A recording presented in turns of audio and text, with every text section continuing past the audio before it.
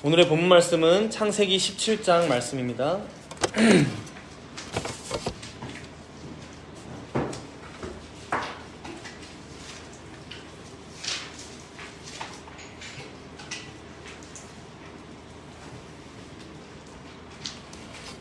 창세기 17장 말씀인데 봉독은 1절에서 8절까지만 봉독하겠습니다.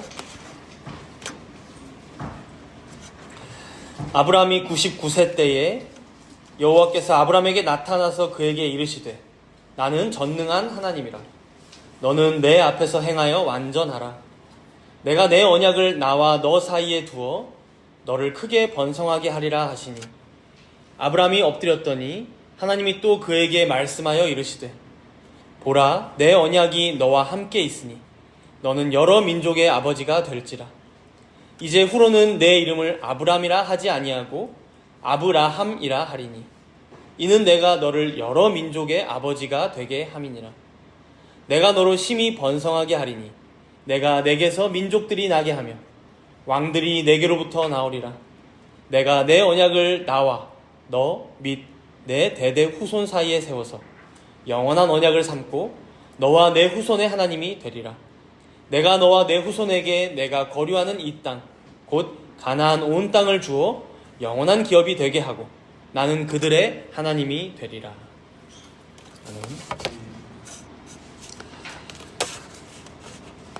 오늘 본문 1절은 아브람의 나이가 99세가 되었다라는 말로 시작합니다. 그의 아내 사레는 아브람보다 10살 아래이기 때문에 89세가 되었을 때를 말하죠. 그럼 지난주에 태어났던 이스마엘은 몇 살이 되었을까요? 본문 바로 앞에 16장 16절을 보시면 이스마엘이 아브람 86세 때 태어났으니까 99세, 지금 13살이 된 거죠. 많이 성장했습니다. 이런 의미에서 아브람이 99세 때에 라는 말은 참 여러 가지를 생각하게 하는 말입니다.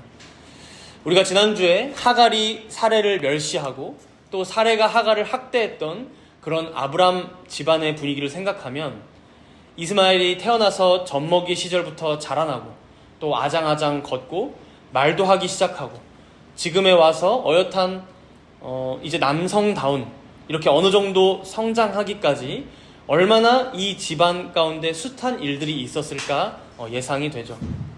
더해서 이스마엘이 잘 자라는 걸 보면서 아브람과 사레의 마음은 또 어땠을까요? 하나님께서 자신들을 살피시고 돌보신다 했지만 그렇기에 그의 약속이 취소되는 것은 아니겠지만 결국에는 여기 자라고 있는 이 이스마엘 말고 다른 어떤 하나님의 계획이 있으실 거야. 다른 우리에게 후사를 주실 거야 라는 생각을 하기가 어려웠을 것이라는 예상이 되죠. 이런 의미에서 아브람이 오늘 99세가 되었다는 것은 단순히 지난주와 비교해서 시간이 13년이 흘렀다라는 의미를 넘어서서 어쩌면 이제는 진짜로 아브람도 포기하고 사레도 다 포기했던 때임을 알려주는 말씀입니다. 우리가 지난주에 이어서 15장, 16장을 봤지만 15장은 아브람이 포기를 못해서 하나님 앞에 이 종 엘리에셀은 어떻겠습니까? 라고 권유했던 장면이 나오고 16장에서는 사레가 아직 포기를 못해서 내 여종 하갈을 통해서 후사를 보면 어떻습니까? 라고 권유했던 것이죠. 그러나 오늘 본문은 그 두 장의 시간을 쭉 지나오면서 이제 가나안 땅에 들어온 지도 24년이 흘렀고 아브람은 곧 100세이고 사레도 곧 90세가 됩니다. 이제는 진짜 포기를 할 만한 때죠. 자기들이 어떤 꾀를 내어서 이렇게 해볼까 저렇게 해볼까 하는 단계도 지났습니다. 완전히 포기하고 누구에게도 그 어떤 기대도 하지 않는 단계가 되었다는 것이죠.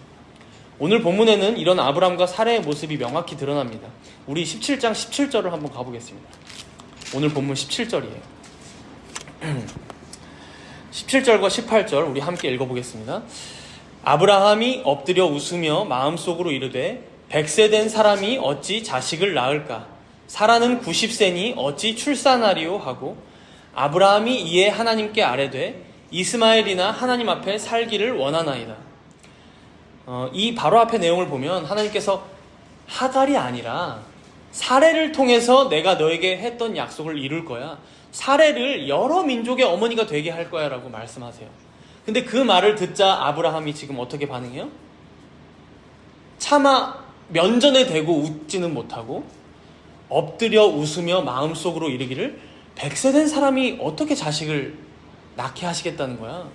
90세 된 우리 아내가 어떻게 출산하게 하시겠다는 거야? 그러면서 18절에 보니까 지금 있는 내 아들 이스마엘이나 하나님 앞에서 잘 살게 해주세요 라고 하는 것이죠. 지금 아브라함의 마음이 어떻습니까? 더 이상 그 어떤 소망도 희망도 없습니다. 하나님께서 하시겠다라고 한 번 더 말씀해 주시는데 이 이스마엘을 통해서 약속을 이뤄주시기나 하지 이제 나랑 사례는 안 되지, 완전히 포기한 상태라는 것이죠. 그럼 아내 사례는 어땠을까요? 사례도 마찬가지입니다. 우리가 한 장 뒤에 18장 11절과 12절을 읽어보겠습니다. 18장 11절 12절 본문과 똑같은 시기입니다. 아브라함과 사라는 나이가 많아 늙었고 사라에게는 여성의 생리가 끊어졌는지라 사라가 속으로 웃고 이르되 내가 노쇠하였고 내 주인도 늙었으니 내게 무슨 즐거움이 있으리요. 이 말씀 바로 앞에서도 하나님께서 딱 말씀하시거든요. 내년 이맘때가 되면 사라 너에게 아들이 있을 거야. 근데 그 말을 엿듣고 있었어요. 이제 아브라함에게 하시던 말씀인데 엿듣고 있던 사라가 어떻게 반응해요? 속으로, 차마 겉으로는 하하 웃지를 못하고 속으로 웃고 이르되 내가 노쇠하였고 내 주인도 늙었으니 내게 무슨 즐거움이 더 있겠냐? 절대 불가능하다라는 생각을 하고 있죠. 이런 측면에서 우리는 한 가지 의문점이 들게 됩니다. 지난주 이스마엘이 태어난 뒤 지금까지 13년이라는 세월이 흘렀어요. 13년이라는 세월이 결코 적지 않잖아요. 그럼 우리가 생각해 볼 수 있죠. 그 13년의 기간 동안 하나님은 뭐 하시다가 굳이 이제야 나타나셔서 이런 말씀을 하고 계신 걸까요? 우리가 이 의문을 가지고 우리가 1절을 다시 한번 본문 1절을 읽어볼까요? 17장 1절입니다. 17장 1절 아브람이 99세 때에 여호와께서 아브람에게 나타나서 그에게 이르시되 나는 전능한 하나님이라 너는 내 앞에서 행하여 완전하라.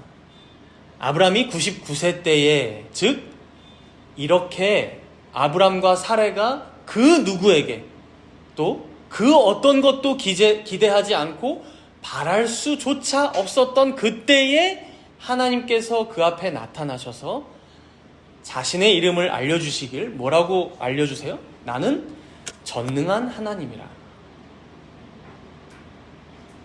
여기서 이 전능한 하나님이라는 단어는 히브리어로 엘 샤다이라고 합니다. 엘 샤다이. 성경에서 처음 나오고 있는 단어죠. 그야말로 전능하다. 즉 못하실 것이 없으신 분이시다. 어떤 약속이든 성취할 수 있는 능력을 가지신 절대적인 주권자 하나님이심을 자신의 그러한 성품, 그러한 속성, 자신의 그러한 능력을 지금 아브람에게 처음 알려주시는 장면입니다. 여러분, 하나님께서는 타락한 우리 죄인들의 본성을 너무도 잘 아십니다. 우리는 우리의 능력으로 조금이라도 할 수 있는 무언가가 남아있으면 바로 거기에 사활을 걸죠. 그게 15장, 16장 아브람과 사레의 모습이었고요. 그리고 그것이 조금이라도 되는 것 같으면 금세 거기에 내 이름을 내걸고 내 아이디어로, 내 능력으로 이 일이 되었다는 것을 뽐내고 싶어하는 게 바로 우리들입니다. 그러나 성경은 바로 그러한 우리들의 본성을 교만이라고 말하며 착각하지 말라고 알려주죠. 우리는 우리의 능력으로 무엇인가 되어온 줄로 착각하지만 사실은 지금까지 되어왔던 모든 일들 그리고 앞으로도 되어질 모든 일들이 오직 전능하신 엘 샤다이의 하나님께서 베푸신 은혜요 은총이었음을 알려줍니다. 그렇게 때로는 하나님께서는 우리에게 극단적인 방법으로 이것을 가르쳐 주실 때가 있습니다. 여러분, 이스라엘 백성들을 생각해보면 출애굽을 시켜서 인도에 내어 오시고 어떤 상황을 맞닥뜨리게 하십니까? 뒤에서는 바로의 군대가 쫓아오는데 앞에는 홍해가 가로막고 있는 형국을 만드십니다. 혹은 가나안 땅에 들어가자마자 가장 큰 성, 그 여리고성을 결국에는 무너뜨리게 하실 거면서도 굳이 며칠을 돌게 하세요? 7일 동안 13바퀴를 돌게 하십니다. 결국 10만 명이 넘는 적과 대치하던 그 기드온 사사를 결국 승리하게 하실 거면서 굳이 3만 2천 명이라는 이스라엘 군사들이 모였어요. 근데 어떻게 하세요? 계속 떨궈서 몇 명까지 남기세요? 300명만 남기세요. 10만 명이 넘는 대군을 앞에 두고. 그리고 승리하게 하시죠. 바로 이게 하나님의 일하시는 방식입니다. 어떤 누가 봐도 불가능하다고 생각할 때까지 상황을 극한으로 몰아넣으시고는 바로 그 자리에서 하나님께서는 홀로 영광을 받으신다는 것이죠. 엘샤다이의 하나님, 전능하신 하나님, 바로 자신이 말씀하신 바, 자신이 약속하신 바를 홀로 지키시는 하나님을 드러내신다는 거예요. 찬양하지 않을 수 없게 만드신다는 것이죠. 이렇게 우리가 정리를 하고 나면 이제 1절 끝에 있는 말씀이 조금 다르게 다가옵니다. 1절 끝에 그에게 이르시되 나는 전능한 하나님이라 너는 내 앞에서 행하여 완전하라. 우리가 가끔 성경에서 이런 말씀을 만날 때면 가슴이 확 답답해져 오기도 합니다. 내가 거룩하니 너희도 거룩하라 라는 말씀과 비슷하죠. 아버지의 온전하심 같이 너희도 온전하라 예수님께서 말씀하셨죠.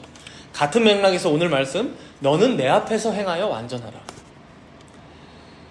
우리가 우리를 잘 알지만 그리고 오늘 본문의 아브람과 사례만 봐도 알지만 우리는 이 땅에서 결단코 완전할 수가 없는 자들입니다. 한순간에 완전해지지도 않고 혹은 우리의 전인이 이 땅을 살아가는 동안 완전해지는 때가 온다거나 혹은 우리의 구원이 완성된다거나 그래서 이제는 더 이상 죄인이 아니다, 우리는 의인이다 라고 말할 수 있는 때가 오지 않는다는 것이죠. 그렇다면 여기 하나님께서 아브라함에게 요구하고 계시는 너는 내 앞에서 행하여 완전하라 라는 말씀의 의미는 무엇일까요? 여기서 행하여 라는 이 단어의 의미에 보면 가다, 걷다, 그래서 행하다 라는 의미가 같이 포함되어 있습니다. 즉 하나님 앞에서 걷는 것은 하나님 앞에서 살아가며 본향을 향해 간다는 것은 우리 주님 오실 때까지 끝나지 않는다는 것이죠. 우리가 이 땅에서 살아가는 동안 하나님 앞에서 그와 함께 걸어갈 때에 언제든 하나님께서 온전하신 것처럼 그의 백성인 우리 또한 온전함을 추구하며 살아가야 함을 알려주시는 말씀입니다. 즉 그가 거룩하신 것처럼 우리 또한 매일의 삶 가운데 계속해서 거룩함을 추구하며 살아가야 한다라는 말씀이죠. 그러나 여기서 오해하지 말아야 합니다. 그가 온전하신 것처럼 나도 온전해야만 구원받는다. 그가 거룩하시니 우리도 거룩해야만 구원받는다. 즉 이런 어떤 조건으로서의 요구가 아니라 앞에서 우리가 본 것처럼 전능하신 하나님께서 반드시 이루시고 성취하실 어떤 우리가 나아가야 할 방향성, 그 지향점을 계속해서 알려주는 말씀입니다. 방향계가 되는 것이죠. 그렇게 여러분, 우리가 이 말씀을 들으면 마음이 답답한 게 당연합니다. 우리가 그렇지 못하니까요. 겁이 덜컥 나는 것도 당연합니다. 우리는 매번 넘어지기만 하니까요. 그러나 그렇기에 하나님께서 자신을 뭐라고 말씀하세요? 내가 엘샤다이의 하나님이다. 내가 전능한 하나님이야 라고 말씀하는 거예요. 맞아, 너희는 못해. 너희는 스스로 그 어떤 구원도, 거룩함도, 의로움도 이룰 수 없을 만큼 타락하고 죄로 오염된 허물로 이미 죽은 자들이야. 그러나 그렇기에 내가 홀로 그 일을 이룰 거야. 너희 안에서 착한 일을 시작하신 이가 그리스도의 예수의 날까지 이룰 거야 라고 말씀하시는 거예요.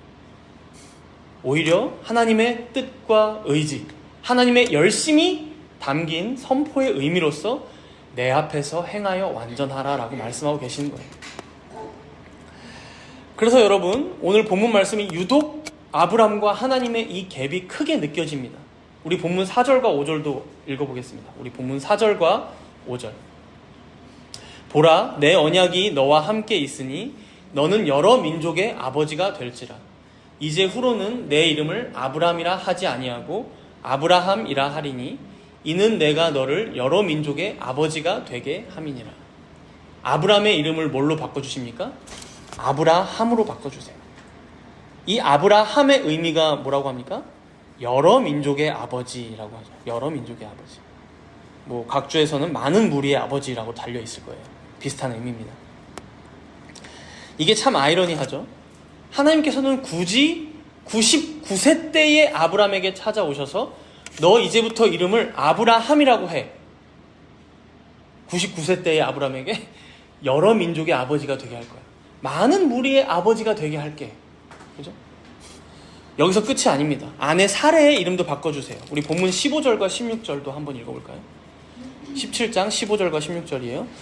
하나님이 또 아브라함에게 이르시되 내 아내 사레는 이름을 사레라 하지 말고 사라라 하라. 내가 그에게 복을 주어 그가 내게 아들을 낳아주게 하며 내가 그에게 복을 주어 그를 여러 민족의 어머니가 되게 하리니 민족의 여러 왕이 그에게서 나리라. 사레의 이름은 사라로 바뀌어요. 사실 사레와 사라의 이름은 비슷합니다. 발음도 비슷하잖아요. 둘 다 공주 또는 여왕이라는 뜻이 있어요. 먼저는 사레와 사라. 그래서 사레가 원래부터 어느 나라의 공주였나, 혈통이 좀 귀한 집안의 딸이었나라고 생각하는 이제 견해들도 있더라고요. 어쨌든 그렇다면 이 이름을 하나님께서 바꿔주신 이유가 무엇일까요? 여기 16절에 그 의미가 나오죠. 그가 내게 아들을 낳아주게 하여 내가 그를 여러 민족의 어머니가 되게 하리니. 사실상 어떤 의미로 지금 이 사라의 이름을 바꿔주신 거예요? 사라로? 내가 그를 여러 민족의 어머니. 아브라함이랑 대칭되는 이름의 의미죠. 지금까지는 네 남편 아브라함만 불러주는 공주님, 왕비님이라는 의미였다면 이제는 내 앞에서, 즉 하나님 앞에서 온 세상이 인정하는 왕비와 같은 그런 여러 민족의 어머니가 되게 할 거야 라는 의미죠. 그죠? 모두가 인정하는 왕비, 여러 민족의 어머니. 여러분, 아브람과 사레는 고작해야 자신들 앞에서 자라가고 있는 이 이스마엘이나 좀 더 잘 크게 해주세요 라고 요구합니다. 전능하신 하나님이신 거 알겠고 당신이 말씀하신 거 다 이루시겠다는 거 알겠는데 그 속마음에서는 하나님의 말씀을 비웃을 수밖에 없는 이 현실의 삶을 살아가고 있는 게 바로 아브람과 사레예요. 그리고 우리들이죠. 그러나 하나님께서는 그런 그들에게 어떤 이름을 지어주고 계세요? 아브라함, 많은 민족의 아버지가 되게 할 거야. 사라, 많은 민족의 어머니가 되게 할 거야. 사랑하는 여러분, 기독교 신앙은 이런 것입니다. 우리는 변할 수 없고 변할 수 있는 능력도 없고 가능성도 없지만 하나님께서 그렇게 변해가게 하시겠다 말씀하시고 실제로 그 말씀을 이뤄가시는 것을 목도하는 것, 이게 기독교 신앙입니다. 그렇게 우리가 우리의 모습을 보면 전혀 거룩하지도, 전혀 하나님의 백성답지도, 전혀 남들보다 더 뛰어나거나 자격이 있지도 않은데 하나님께서는 아니야, 너 아브라함이야, 너 사라야 라고 이름을 지어주고 시작하십니다. 자신의 이름. 예수님의 제자 중에서도 베드로, 원래 이름은 시몬이었습니다. 그런 그에게 하나님께서 이렇게 말씀하시죠. 요한복음 1장 42절에 보면 네가 요한의 아들 시몬이니 장차 게바라 하리라. 게바는 번역하면 베드로라. 여기서 이 게바라는 단어는 예수님 당시에 사용되던 아람어예요. 아람어. 많이 사용하던, 예수님도 아람어를 사용했다고 알려집니다. 근데 이 게바의 의미가 반석이라는 의미예요. 반석. 그래서 그리스어로 반석이 페트로스, 즉 베드로라는 이름으로 불렸던 것입니다. 우리가 베드로의 생애를 잘 알지만 그는 결코 반석과 같은 인물이 아니었습니다. 누구보다도 성미가 급했고 빨리 의심했으며 두려움도 많았고 갈대처럼 흔들렸고 오히려 반석과는 거리가 아주 먼 사람이었습니다. 그러나 그런 그의 부족한 그 믿음의 고백에도 예수님께서는 페트로스, 바로 그 반석 위에 내가 교회를 세우리라 말씀하셨고, 물론 이 뜻을 로마 가톨릭처럼 교황권으로 해석하면 안 되지만 모든 신자들과 교회를 대표하여 예수님께 이 복을 받았던 자로 성경에 기록되었던 것입니다. 사랑하는 성도 여러분, 우리 또한 하나님께 어떤 이름을 받았습니까? 예수님을 믿는 자로서 그리스도인, 교회의 회원으로서 교인, 그리고 성도, 하나님을 우리 하나님으로 섬기는 자로서 하나님의 백성, 그리고 하나님께 아무 값없이 받아들여진 자로서 하나님의 자녀, 수많은 영광스러운 이름들을 우리는 이미 받았습니다. 그렇다면 여러분들의 현재 모습은, 지금의 삶은 과연 그 이름에 걸맞는 모습이십니까? 그리스도인으로서의 거룩함, 성도로서의 성숙함, 교인으로서의 책임감, 하나님 백성으로서의 의무, 하나님 자녀로서의 누림, 여러분들은 이 이름에 걸맞는 모습 그리고 삶으로 살아가고 계시냐라는 것이죠. 한편 다행이기도 하고 감사한 것은 오늘 본문의 아브라함과 사라는 그 당시 누구도 받지 못했던 그 귀한 이름과 복을 받고 있었지만 그들 역시도 참 부족한 죄인들 중에 한 사람이었구나라는 모습을 보여준다는 거예요. 그렇게 전능하신 하나님, 엘샤다이의 하나님께서 이들을 인도하시겠지라는 믿음 가운데 우리도 그 생애를 바라보게 된다는 것이죠. 우리 또한 마찬가지입니다. 우리가 지금 당장 하나님 앞에 완전한 자라서 성도라고 불리는 게 아니라는 거예요.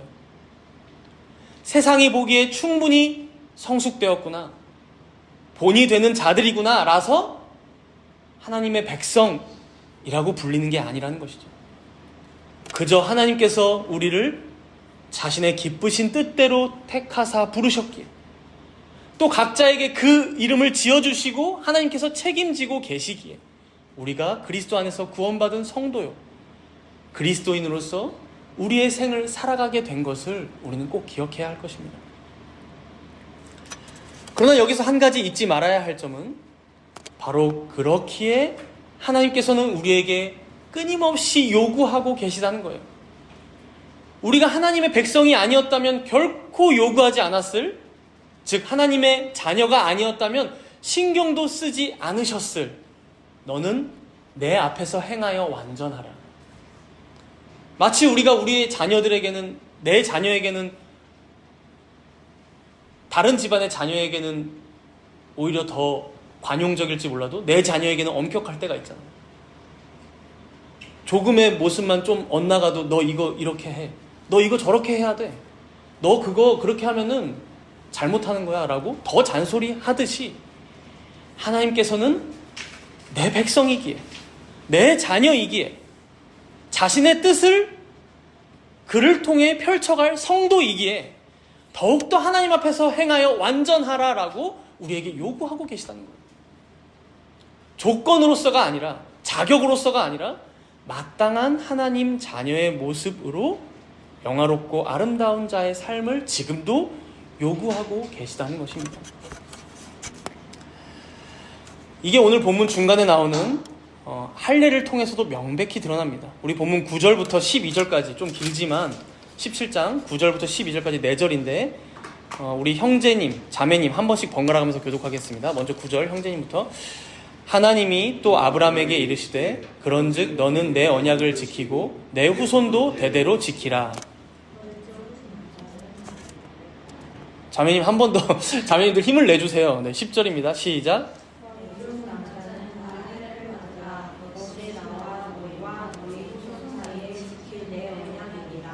너희는 포피를 베어라. 이것이 나와 너희 사이의 언약의 표징이니라. 다 같이.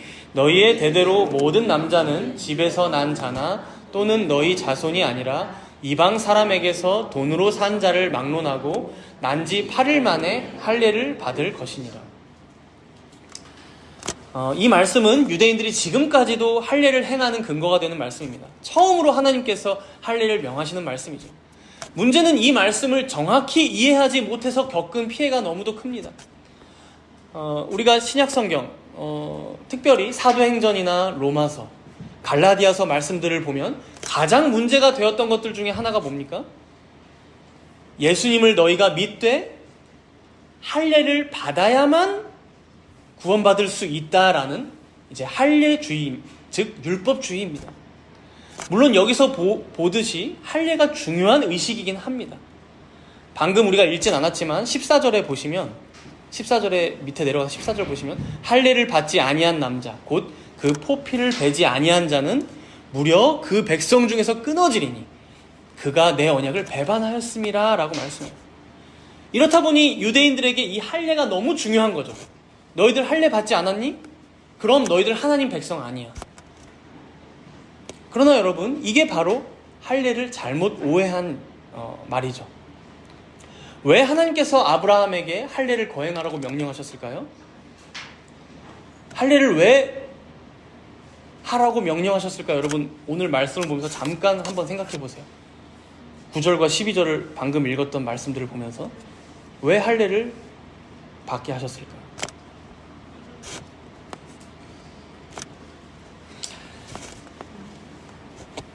여러분, 남자의 그 생식기 끝을 포피라고 이제 합니다. 여기 말씀에서는. 이 포피를 자르면 여러분 그건 평생 가요. 여기 계신 남성분들이라면 다들 대략 아실 것 같아요. 우리가 딱 그 세대잖아요. 그렇죠? 다 그 수술을 받았던.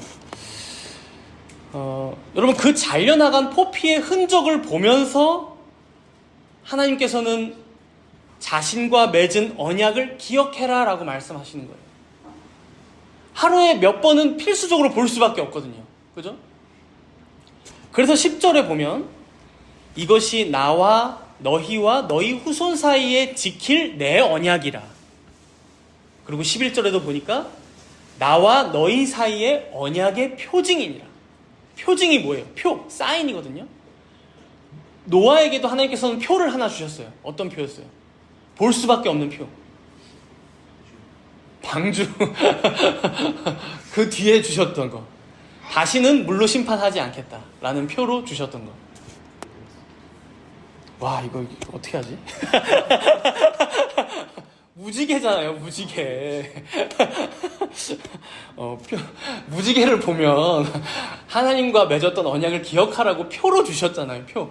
그래서 손가락이라고 제가 했잖아요. 하나님과 맺은 언약을 가리키는 손가락과 같다, 무지개.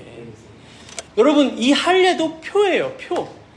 이걸 볼 때마다 하나님과 나 사이에 맺었던 언약이 있었지.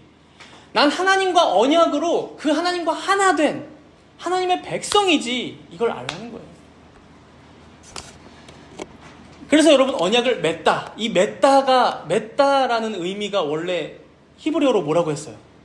카라트인데 자르다라는 의미가 있다고 했잖아요. 언약을 자르다. 그래서 지난번에 아브라함은 자고 있는데 하나님께서 재물을 둘로 쪼개 놓으시고 홀로 거길 지나가셨잖아요. 잘라 놓으시고 지나가셨잖아요.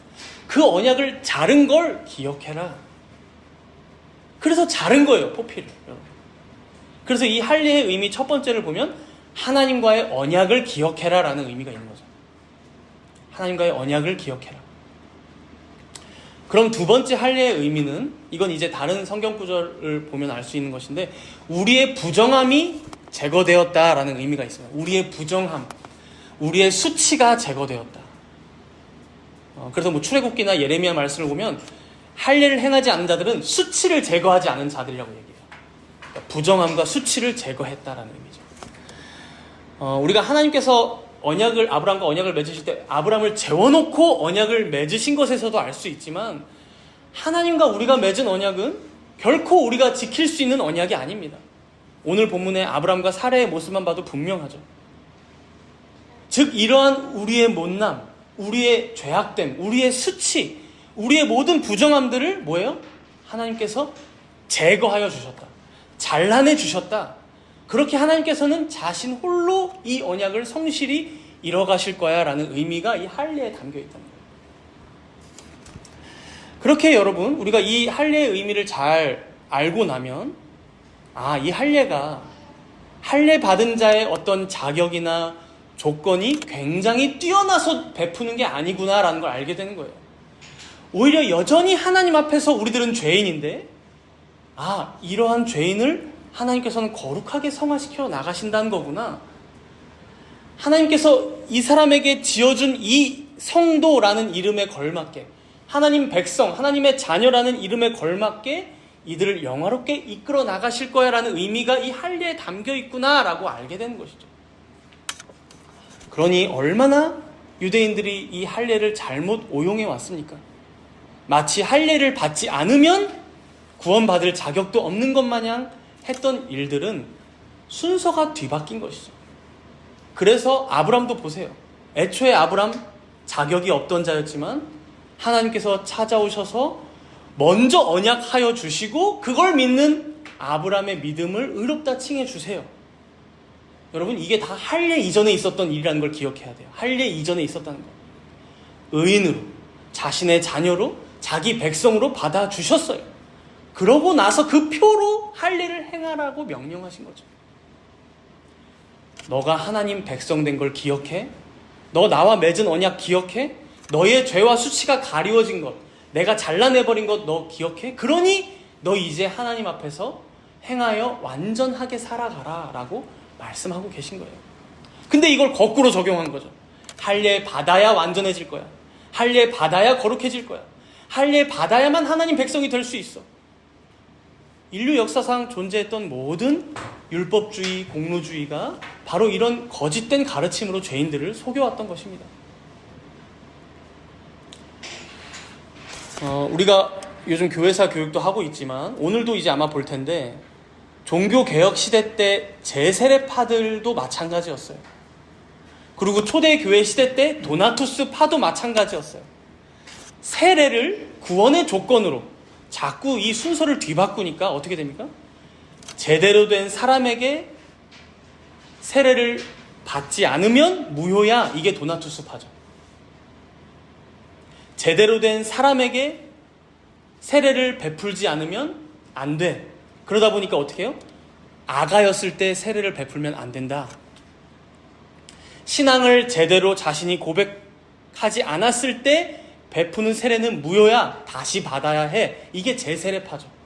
유아세례 받은 애들, 너희들 믿음의 신앙 고백 제대로 안 했잖아. 근데도 세례 베풀었잖아. 다시 와. 믿음의 신앙 고백해. 그 다음에 세례를 주자. 이게 제세례파예요. 그러나 여기 12절 끝을 한번 보세요. 본문 12절 끝입니다. 17장 12절 끝에 보니까 난지 며칠 만에 할례를 행해요? 8일 만에. 좀 잔인한데 무슨 말입니까? 태어난 아기가 있는데 그가 채 어떤 선이나 악을 특별히 행하기도 전에 그가 신앙을 고백할지 말지 알 수도 없을 그때의 할례를 행하라고 말씀하세요. 이게 어떻게 가능합니까? 그가 성도가 될지 아닐지도 모르는데요. 장차 너를 게바라 하리라. 장차 너를 아브라함으로 세우리라. 장차 너를 사라라 부르리라. 기독교 신앙이 이런 거라는 거예요. 어차피 우리 편에서 무언가 할 수 있는 게 없습니다. 하나님께서 믿는 부모 밑에서 태어나게 하셨으면 그를 하나님 백성으로 받으시고 책임지신다. 그래서 난지 8일 만에 할례를 행하라 말씀하시는 거죠. 이 가르침대로 우리 장로교회는 태어난 아기들에게 뭘 행합니까? 우리 교회에서도 아가가 태어나면 우리 이준이도 그랬지만 적절한 때에 최대한 빨리 유아세례를 행하잖아요. 그때 우리가 이준이의 신앙을 좀 지켜보자. 이 아이가 자라면서 얼마나 좀 신앙생활을 잘하는지를 우리가 좀 평가하고 세례를 베풀자. 혹은 이 아이가 말을 할 수 있을 때까지 기다렸다가 신앙 고백하는 거 듣고 세례를 베풀자. 이러지 않는다는 거죠. 믿는 부모 아래에서 태어났으니 그 아이 또한 내 백성이다. 내가 키우겠다. 하나님께서 말씀하시는 거예요. 그럼 성인에게 베푸는 세례는 어떻습니까? 그 사람의 신앙의 고백을 듣고 세례를 베풀기 때문에 유아 세례랑 다릅니까?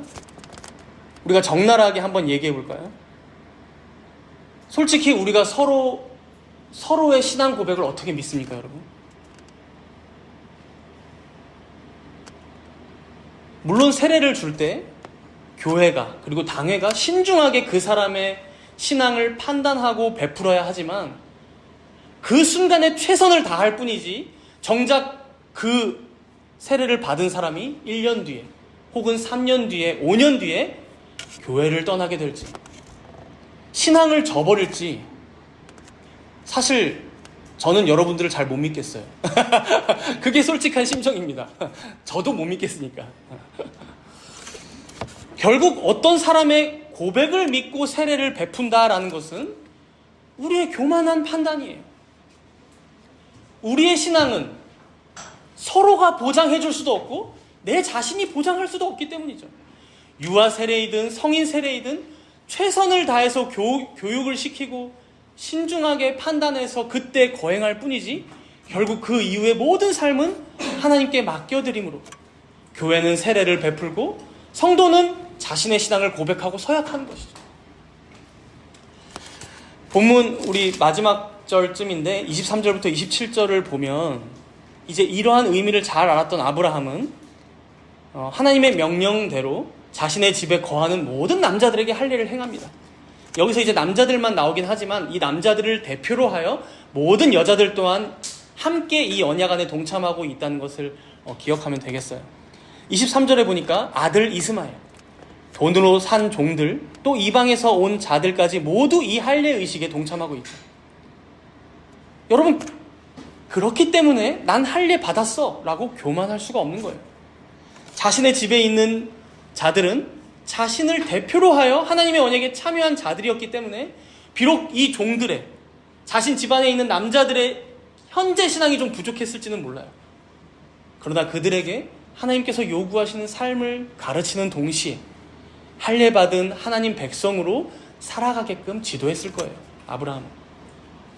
우리 또한 동일합니다. 여러분들 다 각자가 받은 세례들이 있을 거예요. 때로는 우리가 받은 세례가 참 부족했었을 수 있습니다. 군대에서 이게 무슨 의미인지도 모르고 초코파이 하나에 넘어가서 받았던 군세례였을 수도 있고, 혹은 전혀 지금은 기억나지도 않는 아득한 옛날 학생 시절에 받은 것일 수도 있습니다.